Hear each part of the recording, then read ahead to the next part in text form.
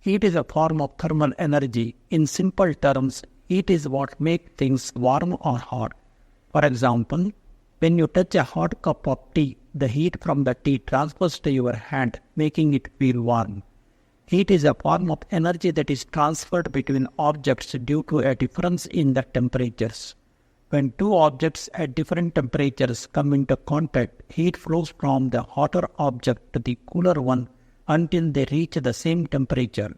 In the diagram, temperature of block A is higher than temperature of block B.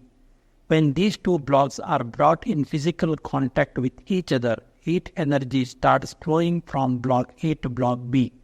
Temperature of block A starts decreasing and temperature of block B starts increasing.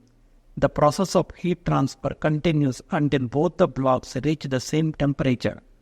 Heat capacity is a physical property that describes the amount of heat energy required to raise the temperature of an object by 1 degree Celsius or 1 Kelvin. Since we are interested in difference in temperature, it should not matter whether you use Celsius or Kelvin scale.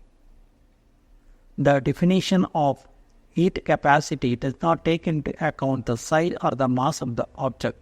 Heat capacity is the total heat energy required to raise the temperature of the object as a whole by 1 degree Celsius or 1 Kelvin.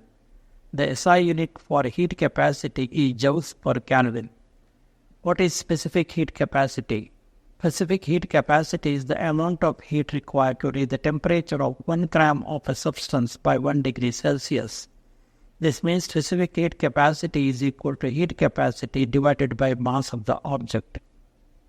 The equation for specific heat capacity is Q equal to M into C into delta T, where Q equals total heat transfer, M equals mass of the object, C equals specific heat capacity, delta T equals change in temperature.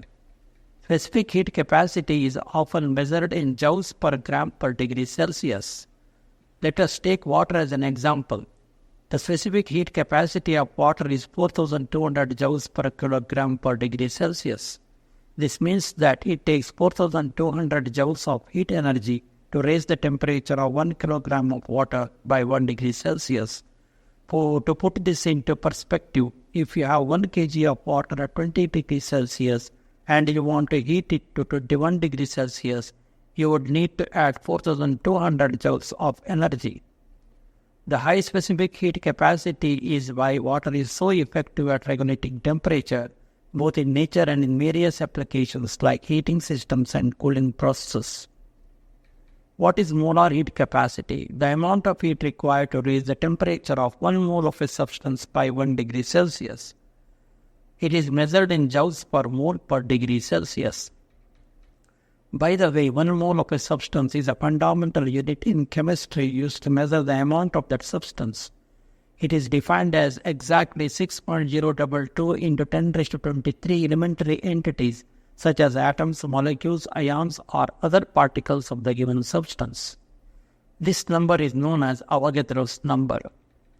As an example, 1 mole of water contains 6.022 into 10 raised to 23 water molecules, which is approximately equal to 18 grams.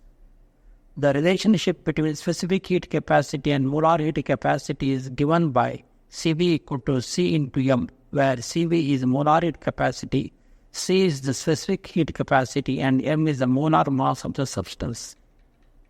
What is volumetric heat capacity?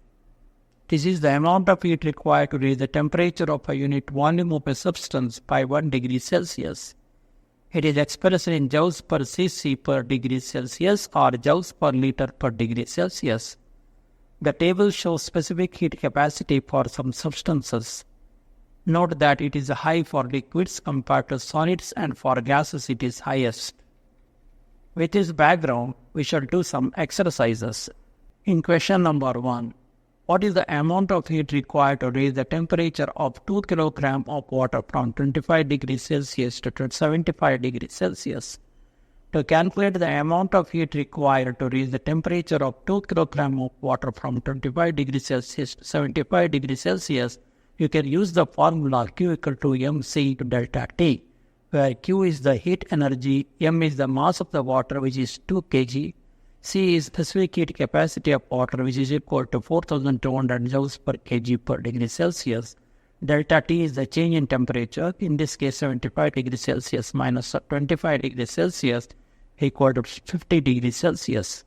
Plugging in the values, you will get Q equal to 420,000 joules. So the amount of heat required is 420 kilojoules. In the exercise 2, a 2 kg block of aluminum is heated from 25 degrees Celsius to 75 degrees Celsius. If the specific heat capacity of aluminum is 900 joules per kg per degree Celsius, how much heat energy is required? To calculate the heat energy required, we use the formula Q equal to mc into delta T, where Q is the heat energy, m is the mass, C is the specific heat capacity, delta T is the change in temperature. Now given is m equal to 2 kg, C equal to 900 joules per kg per degree Celsius, delta T equal to 75 degrees Celsius minus 25 degrees Celsius equal to 50 degrees Celsius. Substituting the values into the formula, you will get Q equal to 90,000 joules. Therefore, the heat energy required is 90,000 joules. In question number 3, calculate the molar heat capacity of water. 75.0 joules of heat is required to reach the temperature of 0.5 mole of water by 3 degree Kelvin. Solution: to find the molar heat capacity Cm, we use the formula Cm equal to Q divided by N into delta T, where Q is the heat added, N is the number of moles, delta T is the change in temperature. Given is Q equal to 75 joules, N equal to 0.5 moles, delta T equal to 3 Kelvin. Substituting the values into the formula, you will get Cm equal to 50. With this, we have reached the end of the video. Please do not forget to subscribe to the channel. Thank you for watching.